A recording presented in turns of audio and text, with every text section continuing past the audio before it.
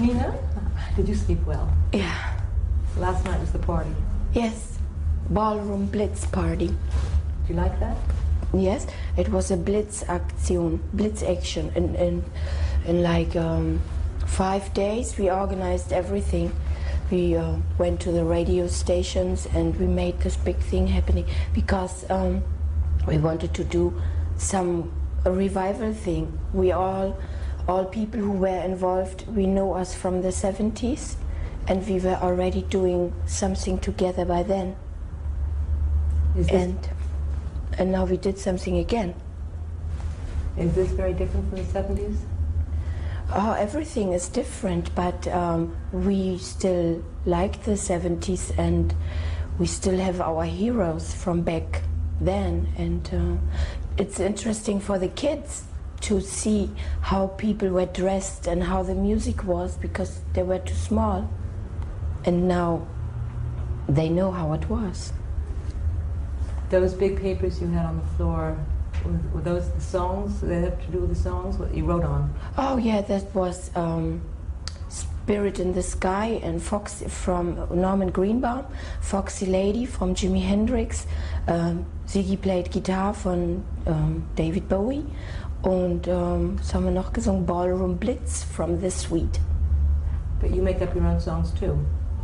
Well, this was not my concert, this was a party at Ballroom Blitz, and we only were featuring songs from the glitter age, from the 70s. We also played My Way from Sid Vicious, and we played a couple of songs from me, punk, also from the 70s, but this was not a normal Nina Hagen concert. This was only to feature our heroes from back in the 70s. What's a normal Nina Hagen concert? It's like 2 hours long, and I sing for 2 hours, and all kinds of songs, my songs mostly. But this was a party. What are your songs? Where do they come from? My songs? Mm-hmm. The inspiration? Well, from different dimensions and from different times. Is there opera back there? And Brecht? Yes, when we die there will be also opera and Brecht, you know, in the dimension where we go after we die. We will also do what we do here, art, and be happy, you know, and work. Heaven is not lazy, heaven is working on art also. You got a lot of your music from your mother, from when you were young, yeah. At least. She sang songs to me when I was a kid. What did she sing? Oh, all the same songs she's singing today. I mean, she sings more now, and every week she gets a new song. But she can still sing the old songs. Are you proud of her? Oh, yes. Kind of. I don't know, proud. Yeah, I'm proud because she's strong, and that makes me feel good. When my mother is strong, I don't have to worry about her. You know, I don't like to worry about people who are doing things wrong, and I know I can't help. I like them to be strong, like me. You're strong. Yeah, I think so. Do you think that the image that you give of yourself, that's sort of very wild and ferocious? Well, that's me, you know. That is you. That what I give is me. Hmm? When your mother said that you were always special, what do you think she meant? I don't know. Outrageous? I think everybody is always special. We just have to have more self-confidence, and we have to also start believing in the friends from out of space who are always with us, for example, guardian angels, and so inspirations we can grasp when we are alone in meditation also. Then we will find our wishes being fulfilled. Whenever we have a wish, we we and the godly energies are working together until the wish is fulfilled. Not long ago I had a wish that I will have a new drummer, because my old drummer wanted to do something else and he wanted to go some other ways, and I was thinking, when I will have a new drummer, he should come from East Germany and he should just be very fresh over, you know. And it happened that we met Peter. He just came from East Germany 6 months ago, and now he's our drummer. That was the guy who played yesterday. And I always wanted to have a musician who had to do with David Bowie. And I also find that my guitar player was friends with David Bowie in the 60s. The English guy? Yes, in the time when David Bowie made some happenings in London, some parties and theater happenings and clubs, because he all started the glitter movement, you know, together with the cabaret and theater people. So that's what I'm also doing. That's why I think even if he's Capricorn and I'm Pisces, we still have pretty much the same influences. Because when you see him in the movie, The Man Who Fell to Earth, you know that what he plays, he really is. He really is from another time and another space. Do you think you are too? Of course, I think so. And I try to not behave human, but extraterrestrial. I try not to be jealous. I don't eat meat. I try to be, you know, a loving person and not a selfish person. I try to have time for myself, for meditation, because meditation and peace, you know, brings you a lot of energy, and you can create things. You get inspiration when you make meditation. And so I think I'm pretty much on the way to be considered a high media, you know. A high media. And can you be a high media and meditate when you move at such high speed? Oh yes, you have to, because when you do not have time for yourself and you get always bugged by your neighbors or by your family, you're, you know, threatened, then it must have to do with the help of your friends, because when you do not consider there's life in out of space and out of you, then I think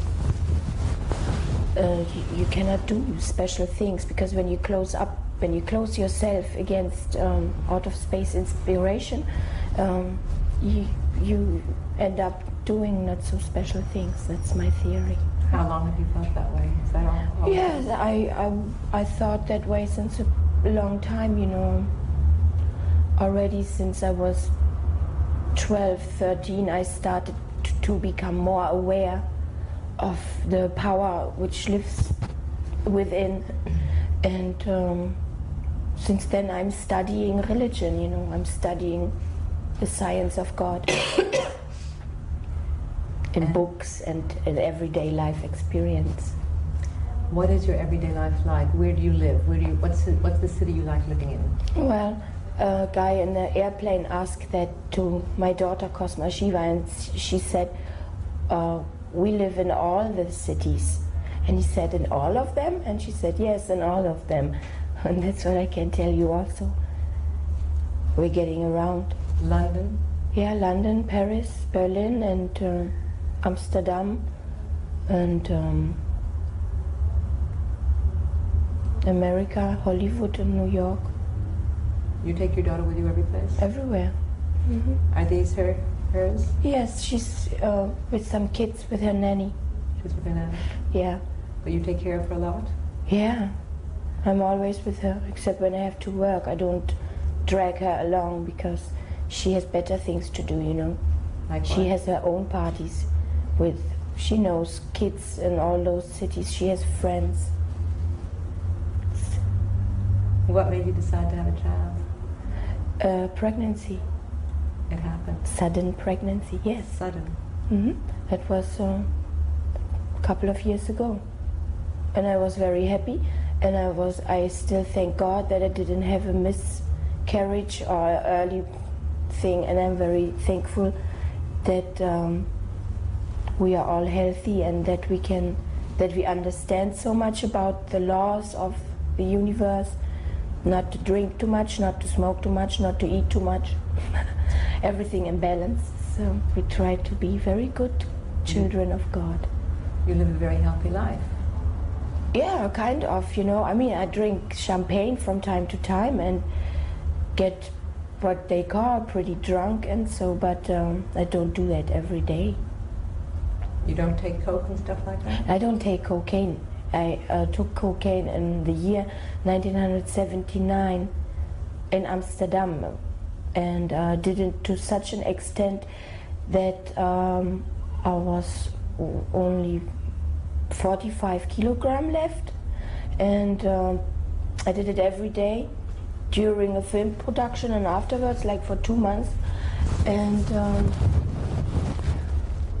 I did it so much that I afterwards never ever touched it again, and I nearly died on it, but I didn't, and again I can thank God that on top of everything, when I stopped and my brain went wild, I went really schizophrenic in my head, possessed by, you know, lower existence beings who got possession of my head because I wasn't in control anymore at all, and God saved me really, because I could when I came out of the chaos after 2 days only praying to God, oh God, God, help me, help me, help me, because this was the only thing I could do. I mean, there's a long way to death, because in the end, when you don't die and you have a long period of pain, what you should do is really praying, and this was what I did. I was praying, God, God, help me. And so I got my help, and it was a wonderful help. I woke up 2 days later with big enlightenment. Where I walked down the streets of Amsterdam, I was free cocaine, all my symptoms were gone after 2 days praying, and people were standing on the street and looking at me, not like they always look at me because I'm Nina Hagen, but they looked at me because there was something around me, and I could hear it and they could hear it too, because the heavens were open and we could hear conversation from another dimension, from angels who made it possible that we had telepathy. And this is a very seldom thing, that other people can sense the angels, or can sense something from another dimension. This was really special. And I'm happy I had this experience. So it strengthened my belief in God for 333%, you know, on top of everything. And now David Bowie's new record, the first song on it, Loving the Alien, is a song about this thing we are talking about, praying until the sky parts in two, and then all your sins are hooked upon the sky. And it's a real nice song. Loving the alien, believing the strangest things. How does it go? Loving the alien, believing the strangest things. Pray, and all your sins will be hooked upon the sky. Prayers part the sky in two. Something like that. What are your pleasures? My pleasures is life is my pleasure, my one and only pleasure, life and God. God and life. What about men? They belong to life and they belong to God. They are all part of it. You know? Would you like to live with a man? I do. I have a boyfriend. Paul is his name. He is not in Berlin now because he's in Toronto, putting together all his records and bringing them to Los Angeles because we need some records, you know. And he has records from years and years and years ago. He has a huge collection, and he's also a singer. He was always accompanying me while we were on tour in France. So Nina Hagen fans in France, they also know Paul. and they know that there's a song about him. Nice. I Love Paul on the last record. Mm-hmm. And does he take good care of your daughter too? Mm-hmm. You all live together. Yeah. What do you sing to your daughter? You talked about what your mother sang to you. What are the songs you sing to your daughter? She has tapes with children's songs on. You don't sing to her? Of course I do, but she also has tapes, you know. She has her own tapes. Yeah, she has her own tapes. Big collection, see? Are these the tapes? Yeah. Oh, those are her tapes. Do you think that you're a very different mother to her than your mother was to you? Well, the big difference is that I take her everywhere I'm going.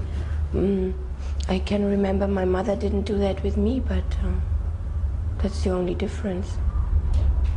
Do you teach her how to be in the kitchen, how to...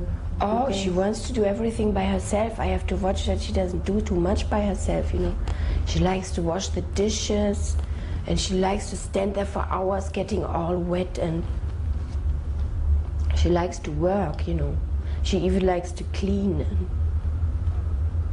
she's a really nice, happy soul, you know.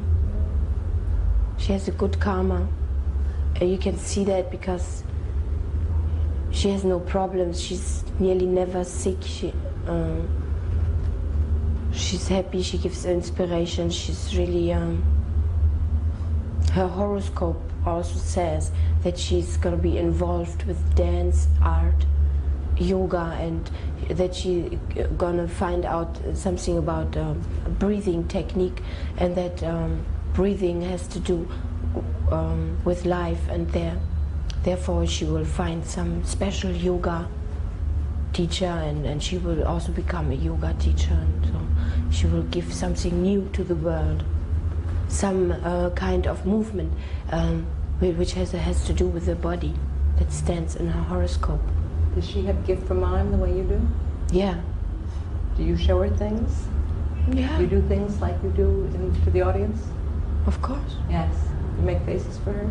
Everything. Body language too? Yeah. Why do you make faces? Because I'm alive. You always make faces? Yeah. Always. Even if I don't make a face, I make a face because I have a face.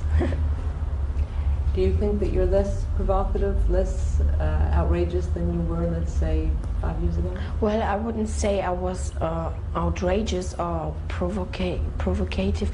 I would say I was always honest. And that's what I am. I'm honest. I can't tell you not the truth, you know.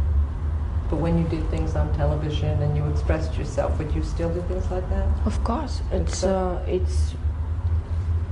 in every school they talk about sexuality, and sexuality should be something fun and something honest, you know. And it is very easy to explain how it goes, and I just did explain, you know. So I think it was a good thing to do, especially for Austrian girls, because Austria is pretty much a sad country, you know. The vibrations are a little bit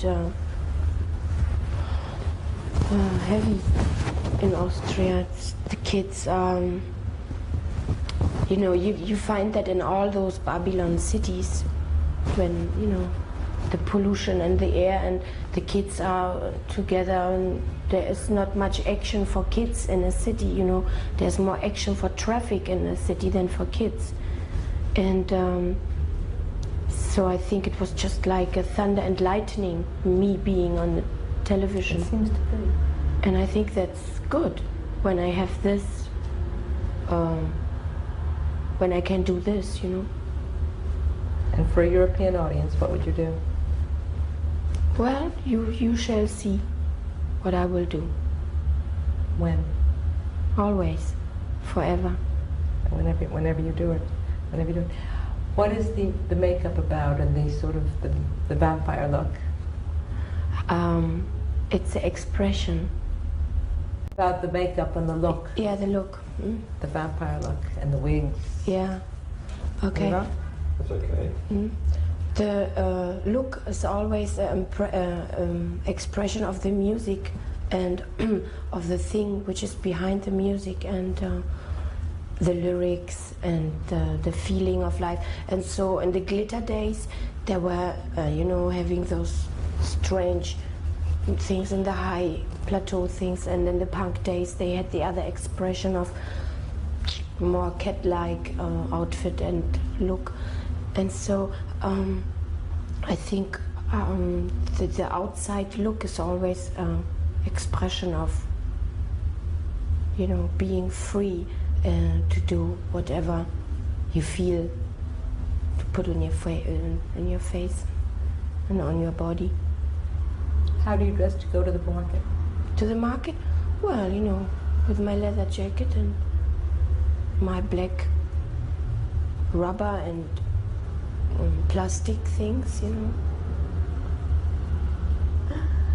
And today you're feeling black and white. Yeah. Why? I don't know. It's your black and white day. Yeah, everything's black and white, the yin and the yang, the polarities, day and night. But last night there was a lot of color. Yeah. And you danced hard. Did I? Oh. You sweat a lot. Yeah, I did. Was it fun for you? Yeah. Did you see what went on before? Did you see the people in the wheelchairs? Yeah. What did you think of that? No, I like them. They're great. That was interesting to see that in Berlin. Yeah. Don't you think? Because they're so cute. They can't help it. They, in this country, which had this unfortunate background of putting people like that to death. Yes. It's nice to see that they're part of the community. Yeah, should be. Last night you said that Hitler was part of life. But, what do you mean by that? Well, I mean that everybody comes to be alive for a couple of times, reincarnation. I read a book about reincarnation therapy by an American author who is himself a reincarnation therapist, and people get sent to him by doctors who have problems like cancer or heavy pain during sex business, or not the possibility to find peace and stuff. And so he goes back with them, but consciously, like a psychoanalyst, and he doesn't put them into hypnosis. And the book is about how people come there and give him sentences like, everything is so heavy in my life. It is as if there is a big burden on my shoulders, and everybody has so symptomatic sentences they use to describe their problem, and the therapist lets them repeat the problem until they really get in a relaxed state and see something from the past tense and start to talk about it. And I say, oh wow, I see me on such a farmer's house, and it's really dusty, and my wife is in the house, and we have no food, and there was no rain the whole year, and yeah, I see my kids, oh God, what is she doing? We can't afford, and we can't have no money, and then she's killing the kids, oh my God, and now she's putting the pistol on her own head, oh God, she's killing herself, the blood is all over, and oh God, now I go also to take the pistol and put it on my head, I shoot myself, now I'm dead. And so stories like that are in the book, and at the point where there's much tension, the therapist lets them repeat the heavy parts, like, oh my God, she's killing the children. No, when the problem from the past is still fresh, as if you didn't get over it, so you repeat it a couple of times until you lose tension about it, and then it is not a problem anymore, but now what happened was part of the problem you have today. So whenever you have a problem, it might be that there was something terrible happening in your past life, and you know, people really tend to take problems over from another life, and there's also much in between the lives, and there are really many books, and you can buy them in occult bookshops. And this is what I did, you know, all the years. I read all the books which were interesting to me.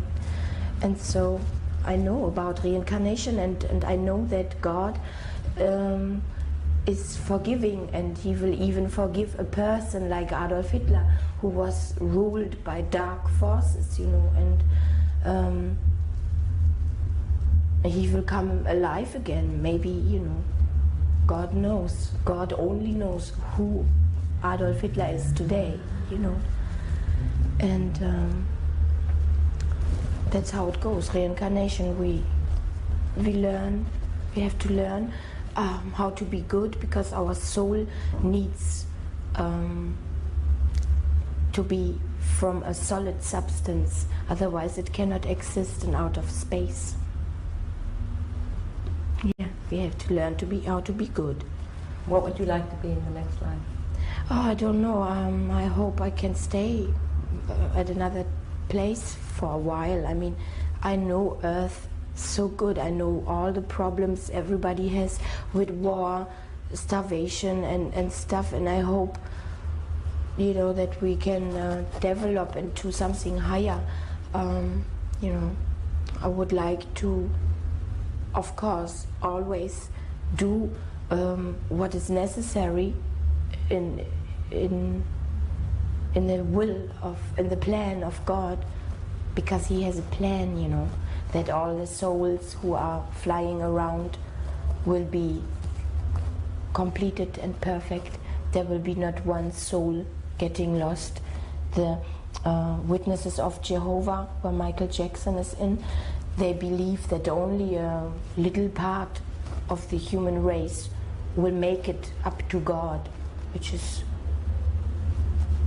a little bit fascistic view, I think, you know.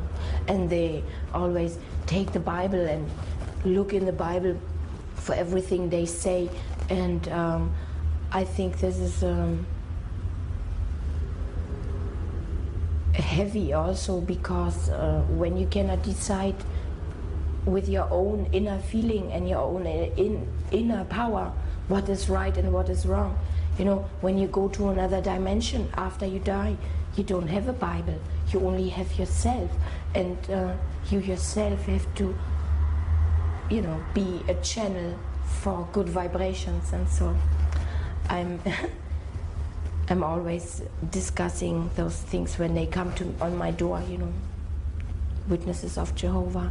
I also have friends by the Hare Krishnas, and I have friends in other religions, and it is really, this age is, you can already see that many people from different religions are coming together and saying, I think we believe in the one and the same God. A lot of singers seem to need religion or be religious. Well, you know, a lot of people are religious, and what I wanted to say is that this is the age where all those people from the different religions are actually coming together to confess that there is one God, and it doesn't matter how we call him, Allah or Krishna or Jehovah. We should, you know, work together in the law of God, which is called love, and that makes, you know, religion be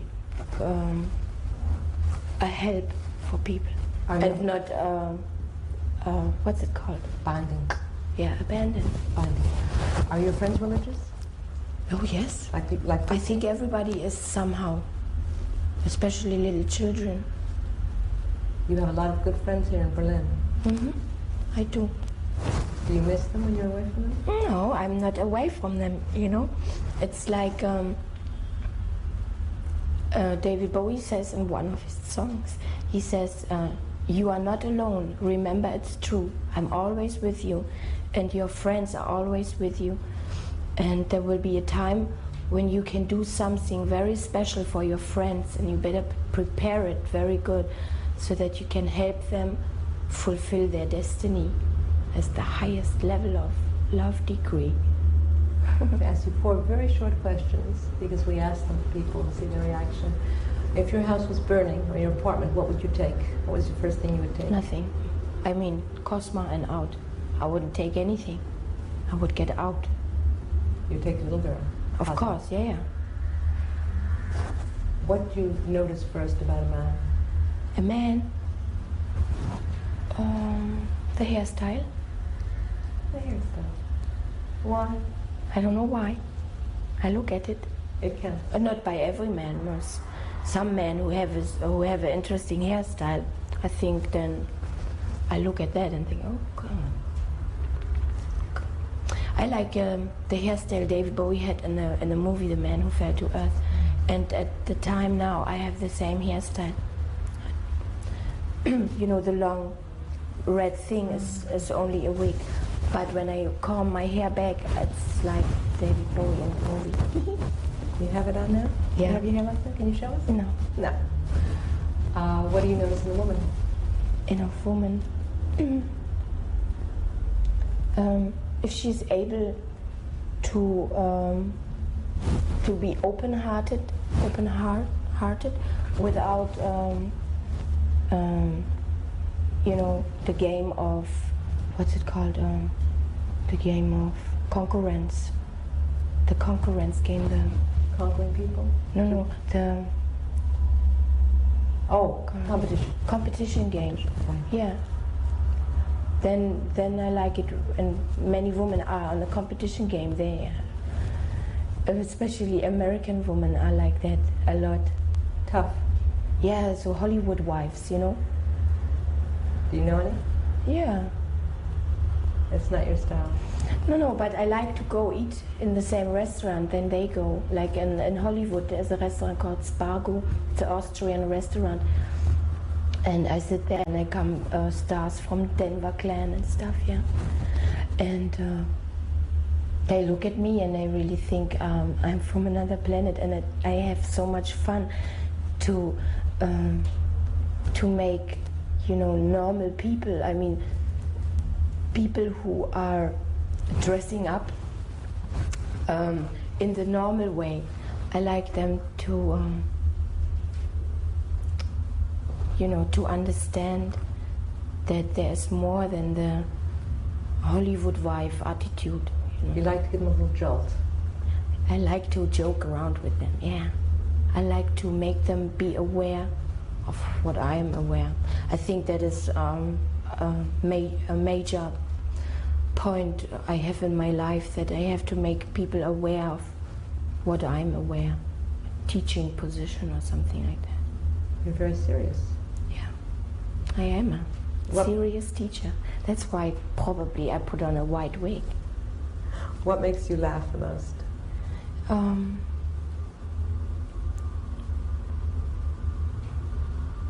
What's his name? I didn't say who, I said what. Love. Being with my friends actually makes me laugh. And what makes you the maddest? Just try to think. The maddest.